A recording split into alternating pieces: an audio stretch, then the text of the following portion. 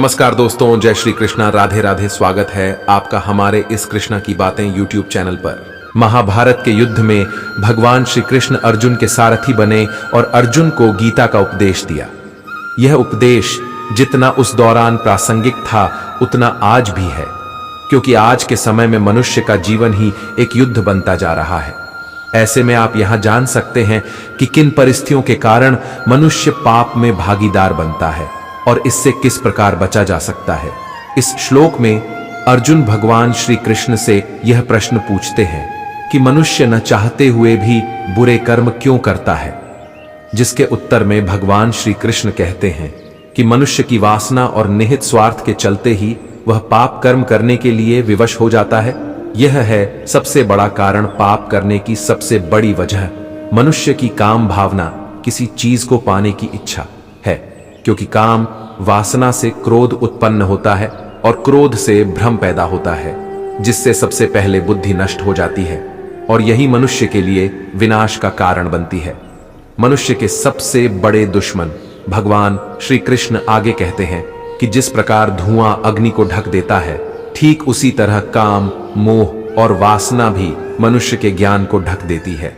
इन्हीं कारणों के चलते मनुष्य पाप कर्म करने के लिए विवश हो जाता है। ऐसे बचें पाप से। भगवान श्री कृष्ण पाप से बचने के कुछ उपाय भी गीता में बताते हैं, जिसके अनुसार मनुष्य को आसक्ति या विरक्ति के प्रभाव के अधीन नहीं होना चाहिए। जब किसी व्यक्ति में आसक्ति और विरक्ति का अभाव होता है तो उस जीवन को ही उत्तम माना जाता है। क्रोध पर रखें काबू। श्रीमद् भगवत गीता में दिए गए उपदेश के अनुसार जो व्यक्ति अपने क्रोध पर काबू नहीं रख सकता वह जीवन में कभी सफल नहीं हो पाता। ऐसा व्यक्ति क्रोध में आकर अपना सब कुछ खो बैठता है और गलत कार्य कर देता है, क्योंकि क्रोध में व्यक्ति सही गलत की समझ भूल जाता है। इसलिए कभी भी क्रोध को खुद पर हावी न होने दें। पॉजिटिव सोच है जरूरी। गीता में दिए गए उपदेश के अनुसार मनुष्य को हमेशा सकारात्मक यानी पॉजिटिव सोच रखनी चाहिए, क्योंकि सकारात्मक सोच होने पर आप किसी भी काम को करने से पहले सोच विचार कर पाते हैं और परेशानियों का हल निकालने में सफल होते हैं। इसलिए अपनी सोच को हमेशा पॉजिटिव रखना चाहिए। मन पर करें नियंत्रण। गीता में भगवान श्री कृष्ण ने अर्जुन को उपदेश दिए थे कि अपने मन को काबू में रखें। जिस व्यक्ति ने मन पर काबू पा लिया वह बेकार की चिंताओं और इच्छाओं से दूर रहता है, साथ ही अपने लक्ष्य की प्राप्ति पर फोकस रखता है। आत्म मंथन है जरूरी। गीता के अनुसार मनुष्य को आत्म मंथन अवश्य करना चाहिए, ताकि वह सही गलत की पहचान कर सके और सही रास्ते का चुनाव कर सके। भगवान श्री कृष्ण के अनुसार एक व्यक्ति को खुद से बेहतर कोई ज्ञान नहीं दे सकता। इसलिए मनुष्य को समय समय पर अपना आंकलन भी करना चाहिए। फल पर नहीं, कर्म पर दें ध्यान।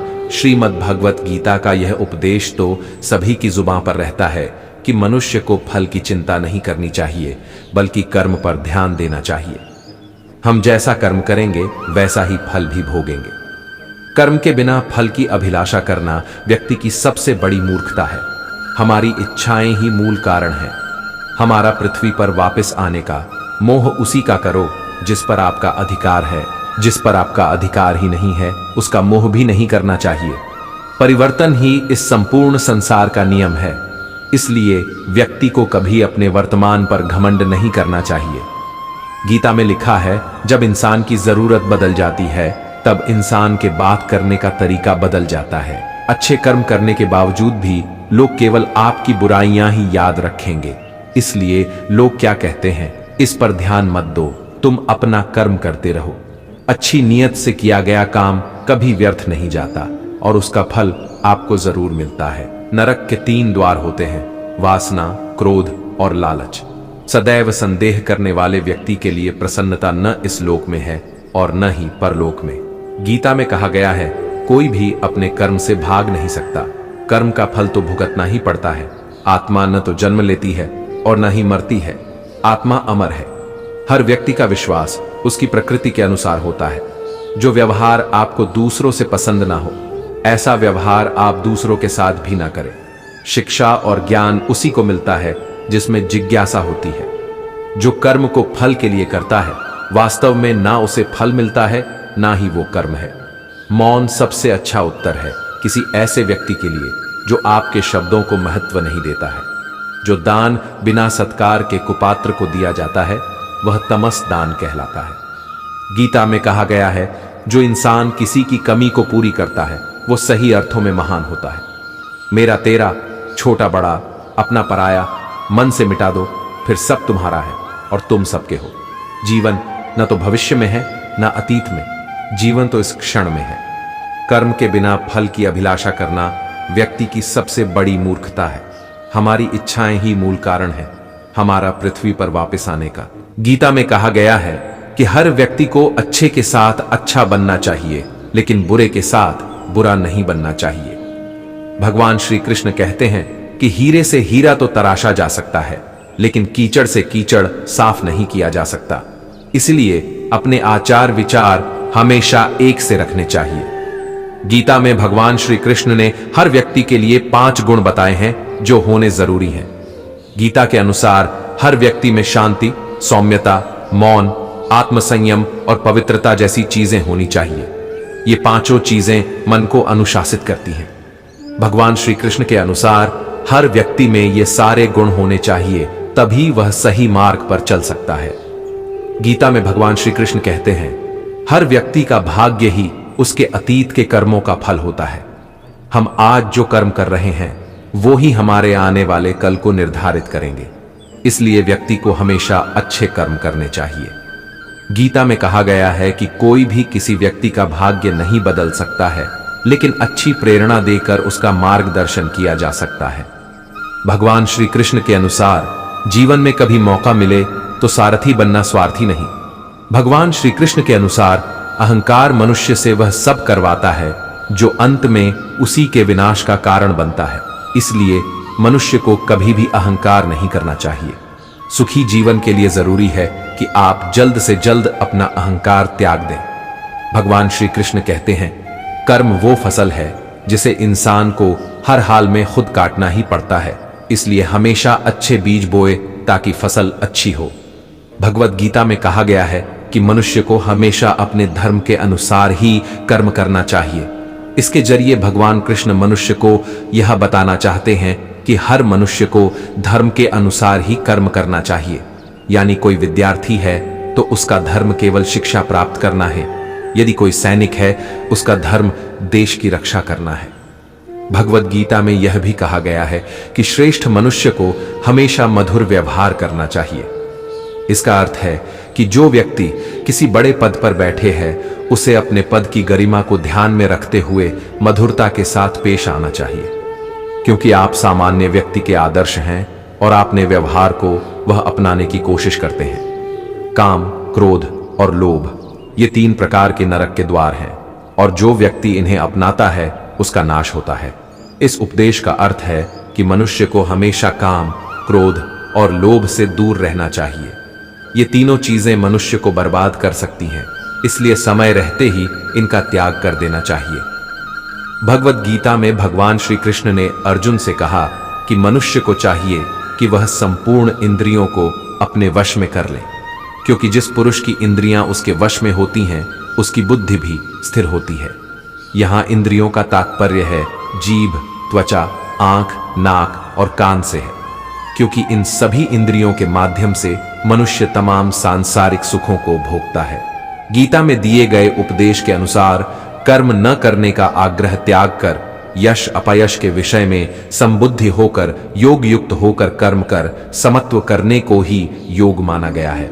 इसलिए कर्म करते समय कभी भी हानि लाभ के बारे में नहीं सोचना चाहिए।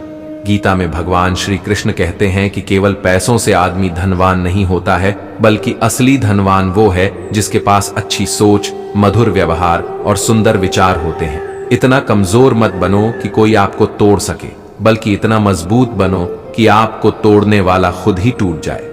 भगवान श्री कृष्ण कहते हैं कि जिंदगी में 2 चीजें कभी नहीं करनी चाहिए। पहला झूठे आदमी के साथ प्रेम, दूसरा सच्चे इंसान के साथ किसी तरह का छल। गीता में लिखा है, सिर्फ दिखावे के लिए अच्छा मत बनो। वो परमात्मा आपको बाहर से नहीं बल्कि भीतर से भी जानता है। अगर आप क्रोध के समय थोड़ा सा धैर्य रख लें तो आप कम से कम 100 दुख भरे दिनों से बच सकते हैं। गीता में भगवान श्री कृष्ण ने कहा है कि हार और जीत हमारी सोच पर निर्भर है। मान लिया तो हार और अगर ठान लिया तो जीत है। गीता के अनुसार किसी भी व्यक्ति को अच्छे से जाने बिना दूसरों की बातें सुनकर उसके प्रति कोई धारणा बना लेना मूर्खता है। भगवान श्री कृष्ण अर्जुन से कहते हैं, तुम्हारे पास सिर्फ कार्य करने का अधिकार है, आप अपने कर्मों के फल का अधिकार नहीं रखते। यही कारण है कि आप सिर्फ अपने काम पर ध्यान दें, न कि इसके परिणामों की चिंता करें। जिस प्रकार फल बिना किसी प्रेरणा के समय पर उग जाते हैं, उसी तरह पहले किए हुए कर्म भी यथा समय ही अपने फल देते हैं। यानी कि कर्मों का फल अवश्य रूप से मिलता ही है। उस व्यक्ति को निरंतर सन्यासी कहा जाता है जो न तो कर्म फलों से घृणा करता है और न ही उनकी इच्छा करता है। हे महाबाहु अर्जुन, मनुष्य सभी दुखों से छुटकारा पाकर ब्रह्म बंधन को पार कर पूरी तरह से स्वतंत्र हो जाता है। यदि कोई व्यक्ति अपने कर्म फलों को परमेश्वर को समर्पित करके स्वतंत्र रूप से अपना काम करता है तो वह पाप कर्मों से उसी तरह अछूता रहता है जैसे कमल पत्र जल से अछूता रहता है। क्षण भर भी कोई व्यक्ति कर्म किए बिना जीवित नहीं रह सकता। प्रकृति सभी जीवों को नियंत्रित करती है और वह हर जीव को अपने अनुकूल व्यवहार करवाती है और इसके परिणाम भी देती है। तू शास्त्रों में बताए गए अपने धर्म के अनुसार कर्म कर, क्योंकि कर्म न करने की अपेक्षा कर्म करना श्रेष्ठ है, तथा कर्म न करने से तेरा शरीर निर्वाह भी नहीं सिद्ध होगा। अपने जीवन में मनुष्य जो भी अच्छे बुरे कर्म करता है उनका फल उसे भोगना पड़ता है। इसीलिए मन, बुद्धि और शरीर से सदा अच्छे कर्म करने चाहिए। पंचमहाभूत लोगों को उनके अच्छे और बुरे कामों का साक्षी बनाते हैं, जो मरने पर उनके कर्मों का फल देते हैं। ज्यादा अच्छे और बुरे कर्मों का फल पहले मिलता है। पिता की क्रिया, कर्म का पुत्र की क्रियाओं से कोई संबंध नहीं है। जीव अपने पाप और पुण्य कर्मों के बंधन में बंधे हुए हैं और उनके अनुसार चलते हैं। जैसे उचित समय पर फूल और फल वृक्षों पर लगने के लिए कोई प्रेरणा नहीं चाहिए, वैसे ही पूर्व जन्म के कर्म भी अपना फल देने का समय नहीं बदलते, उसे उचित समय पर फल मिलता है। अत्यधिक ऐश्वर्यवान और बुरे व्यसनों में लिप्त लोग रस्सियों से बंधे हुए लोगों की तरह होते हैं और भाग्य अंततः उनको प्रताड़ित कर बहुत कष्ट देता है। तो दोस्तों, मैं आशा करता हूं कि इस वीडियो के माध्यम से आपको बहुत कुछ सीखने को मिला होगा। तो दोस्तों, अगर आप हमारे इस चैनल पर नए हैं तो कृपया चैनल को सब्सक्राइब जरूर करें और वीडियो को शेयर, लाइक, कमेंट अवश्य करें। और दोस्तों, कमेंट बॉक्स में सच्ची श्रद्धा से जरूर लिखें। जय श्री कृष्णा। राधे राधे। वीडियो को अंत तक देखने के लिए धन्यवाद।